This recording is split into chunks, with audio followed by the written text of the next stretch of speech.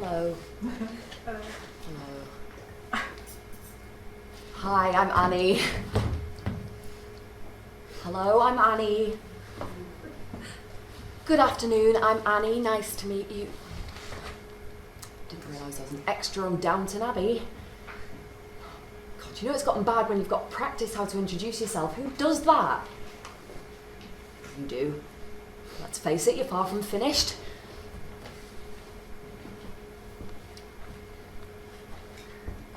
All right, I'm Annie. It's too informal. Annie! Too psycho. Hi, I'm Annie. How are you? Okay. Good. Maybe add a smile. Hi, I'm Annie. How are you? Ruined it. Maybe I could just write it out on a piece of paper and hold it in front of me like when people collect their loved ones from airports, or voice record it and play it every new social interaction so my introduction was guaranteed to be perfect. No one thinking I'm a weirdo. Oh God, they're not going to make me do that thing they do in AA, are they? Hi, I'm Annie and I'm mental. Batshit crazy. Having a breakdown. How can I say what I am when I don't know what I am? Annie Mellows? Even the receptionist knows my name better than I do. Maybe I could get her to follow me around and introduce me everywhere I go. A personal introductionist. If that's not a job title, it should be. Okay, here we go. Shortening of breath. Palms sweating. Ears ring. You can hear a heartbeat and you can't tell if it's yours or if there's a radio in the room. Eyes fill. Not now, please not now. There is nothing more tragic than crying for no reason in a room full of people. You can do this. Can't you? Annie Mellows?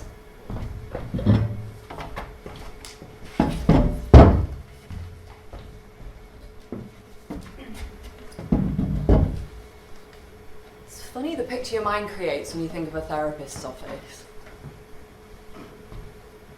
This is not what I had in mind. Where's the chaise lounge? The modern art, the on-trend furniture, the inspirational quotes. Hang in there, you can do it. Live, laugh, love. The potted plants, the scented candles. All I get is whitewashed walls and a couple of scratchy chairs. How am I meant to deflect from talking about myself? Oh, love what you've done with the place. It's that colour eggshell or bag of flour. Hi, you must be Annie. Okay, here we go. Annie. It's nice to meet you, Annie. My name's Dr. Johnson, but please call me Cheryl. How are we feeling, Annie? Are we nervous? Don't be nervous, this is a safe place, and most of my clients are nervous on their first session. What she doesn't know is that now I've made such a complete idiot of myself, I'm going to be replaying that moment over and over again. And I'll probably continue to do that for about a month. And every time I replay it, I'll exaggerate the moment, the movement, the reaction it got, and I will tell myself what a huge idiot I am for being so incapable of a simple greeting. That's normal, right? Everyone does that.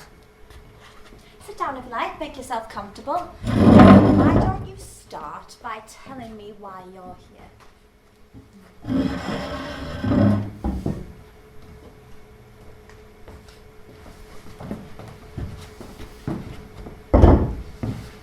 Hi.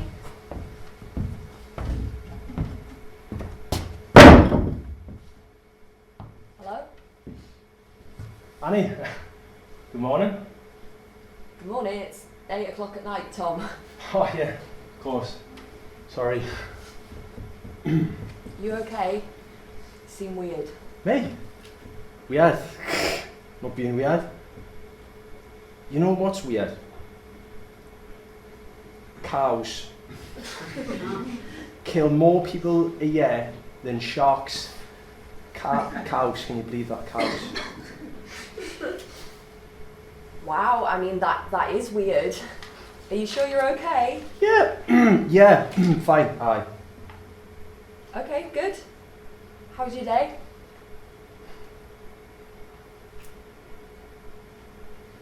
Tom, you still there? Yeah, sorry.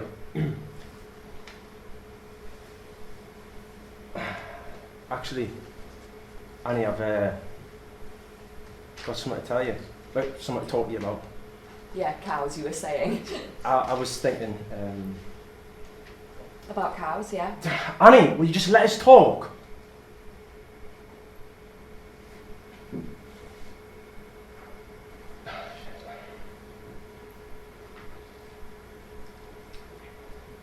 Annie, are you there?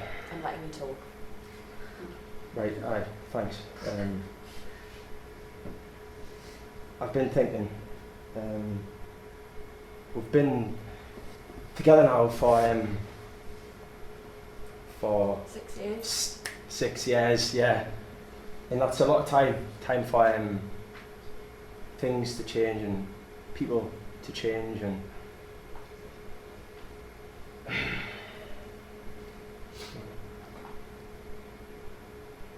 Annie? You met someone else, Tom? What? What's this about?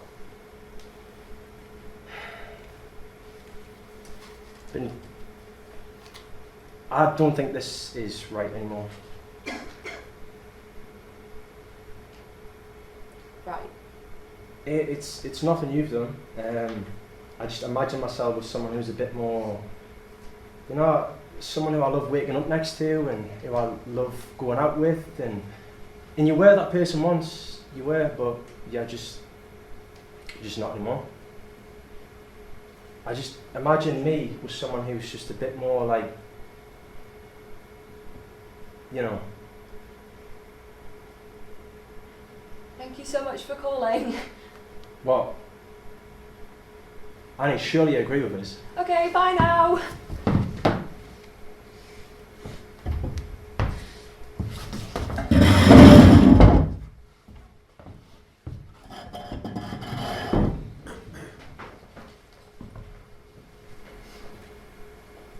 You must think I'm mental. My relationship ended, so what? It's not like it hasn't happened before. It can really hurt a person, Annie. It's a big change. And sometimes it takes that one moment for everything to come bursting out, for everything to feel different, and for you to feel out of control. I suppose. But it's very rarely that one particular incident, that one moment. It's an accumulation of events, and this one just happens to be the last big change, and that's why your mind automatically goes there. I hate that phrase. Being dumped. I was dumped. All it means is that you've got to change your relationship status on Facebook and not see the person you care most about in the world. But being dumped makes it sound like they've wrapped you up in bin bags and left you out on the pavement for the bin men to find. Maybe that's what should happen. Like a little group that goes around once a day looking for tear-stained humans, and when they find you, they pick you up off the curb and they give you one of those foil blankets that people get after they've run marathons, and they bundle you into the back of a van with a bottle of wine and a straw and a cuddle. The Broken Heart Brigade. And they can do all the things that you really don't want to do after a breakup, like get rid of all of the photos of them from your flat and change the background on your phone to a picture of a puppy. Tell all your friends and family so you don't have to. Erase every trace of them so you can only look forward and not back. Like pest control. But for heartless, spineless, I can do so much better than you dumpers. If you call Dragon's Den, I think I've got my idea now. Sometimes from terrible situations come very big ideas. I think it might be useful for you, Annie, to write a letter to you, from you, about everything you feel, especially anything you feel anxious about. I was waiting for the psychology bullshit to start. It's just something for you to try, and then maybe you can bring it to another session to read. I look forward to that. Let's move on. Tell me about the journey that brought you here. When was it that you first sought professional help for your anxiety, and what have you tried so far?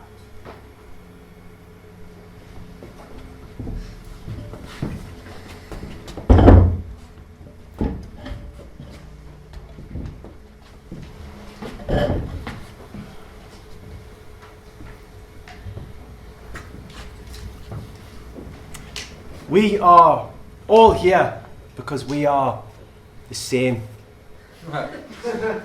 We are all either suffering from an anxiety or a depression disorder, but it will not be forever. This group cognitive behavioural therapy has been tried and tested in Glasgow as part of the NHS's programme to combat mental health. Now, the lifestyle changes you can make to combat these symptoms. Diet! Now, we all love a burger and a beer, but this will do nothing for up here. 2. Exercise. Now, moving makes the brain smile.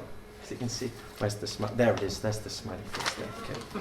A brisk walk here and there will help you take care. Number 3, face your fears. We must put ourselves into the situation, not out of it, because our disorders are putting us into flight mode. Everyone, I want to see the wings. Remember, like I said last week, come on. Everyone, wings, come on. That's right, you as well, come on. Wings out, wings out. Let's go, ready, okay. Flight mode, flight mode. Right, okay. 4. Okay, actually, our brain and bodies also need time to rest. And remember, like I said again last week, more rest, less stressed. Less stress means I'm sorry, we don't have questions in these sessions. So if you could... Excuse me? These sessions are for listening.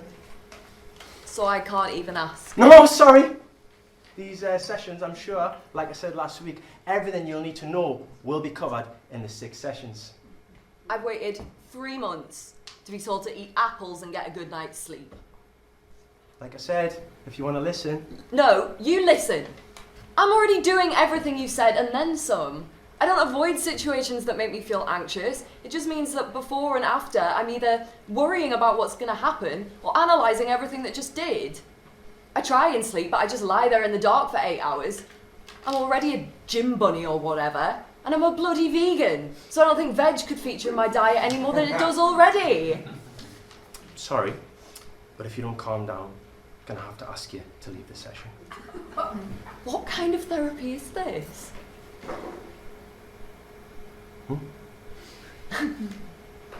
Why did you need to test this bollocks? I know what you need. I know what you need. You need a nice glass of water, which is number 5 on our checklist in mental health.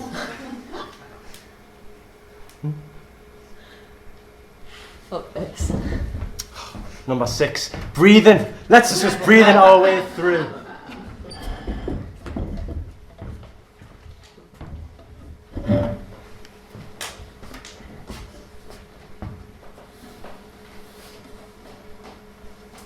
Jade, will you just listen to yourself?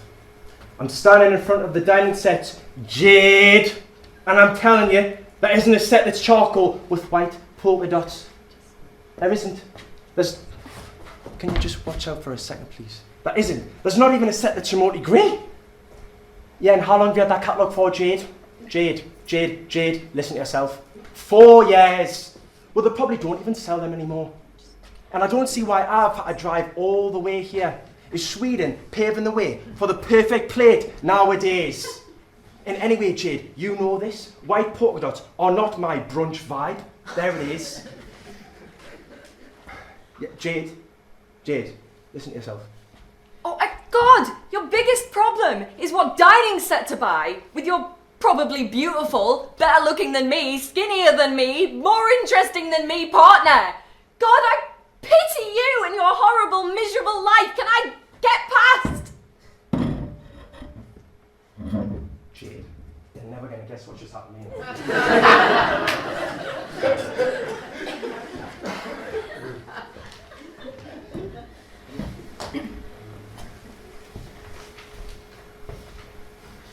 How are you feeling today, Annie? Fine, thanks. Just fine. Just fine. You know, you can talk to me, Annie. That's what these sessions are for. You don't have to pretend or put on a front. If we're going to get through this, you need to let me through that wall. Well, you better get yourself to B&Q then. For the sledgehammer that you'll need for the wall. As funny as your jokes are, Annie, do you think you use humour to deflect attention, change the subject? I have no idea what you're talking about. It's not a conscious decision. Talking seriously about myself makes me cry, and crying in front of people is not an option for me. It's uncomfortable for everybody involved. It's easier just to make a joke of it. Pretend I'm okay, and if I pretend hard enough, then one day it might come true.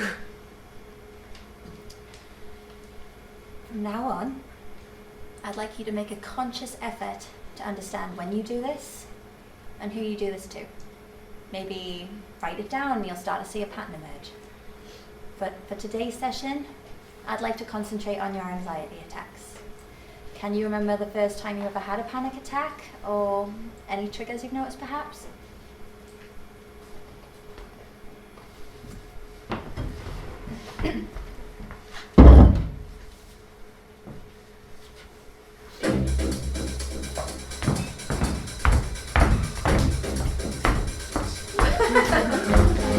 Five, 6, 7, 8, and box, step and shimmy. Box, step and shimmy, salsa 1, 2, 3. Salsa 1, 2, 3, and go.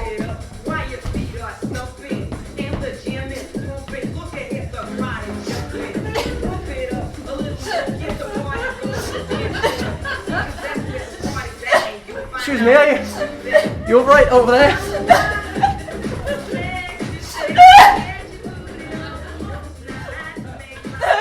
Would you like to try evacuating the dance floor? Not one for jokes, I see. A sip of water. Well, you don't look fine. It's nothing. Silly, really. Ridiculous, actually. I was just watching you teach and dance around. You look so happy and comfortable in front of all these people.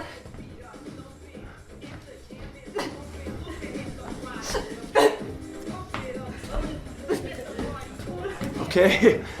Right. Just thought how nice it would be to have that.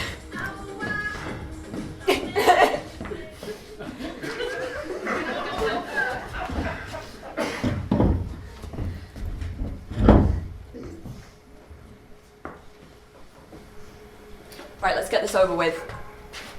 Oh, glad you're happy to see me, Annie. No, the letter. I wrote the letter.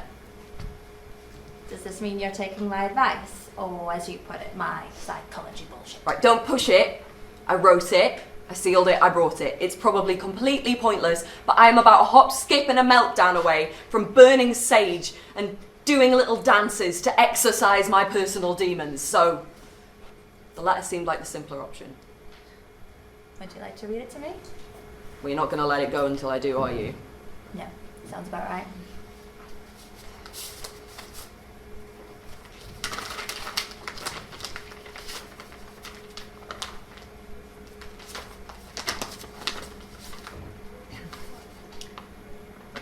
Dear Annie. It's you, Annie. How are you?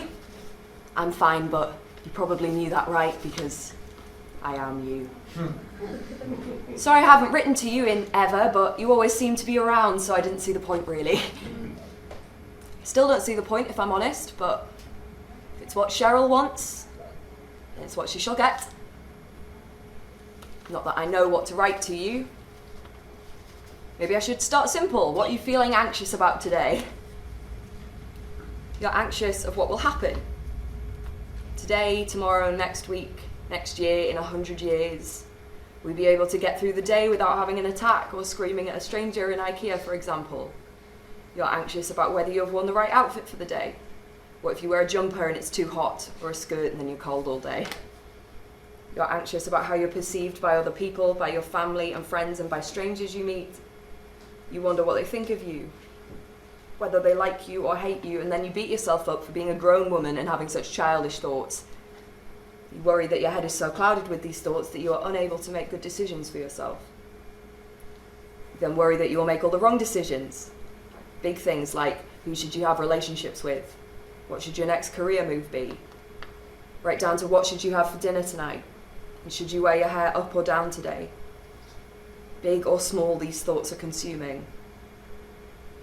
But you know, don't you, Annie, that you still have a rational brain somewhere in your head? You know that these thoughts and worries are ridiculous, and it is your rational brain that has asked for help. You should give yourself more credit for that. I just wanted you to know that I'm doing everything I can so that you won't always feel the way you're feeling. Even writing fucking letters to yourself. Confidence is knocked and will flourish again. The doubts you have now will not be your doubts of the future. Will I remember this stress in 3 years? Will it still be a problem for me then? I'm going to promise you that I will try and think this every time I am panicked. I will remember that I am only panicked in the moment, and this panic will not last forever. I should strive for a day where I am anxiety-free, so I will keep focused, not let the negative people in my life drag me down, and work hard, believing that in the end it will pay off, because psychology bullshit must have worked for someone, right? Take care of yourself, girl. Annie.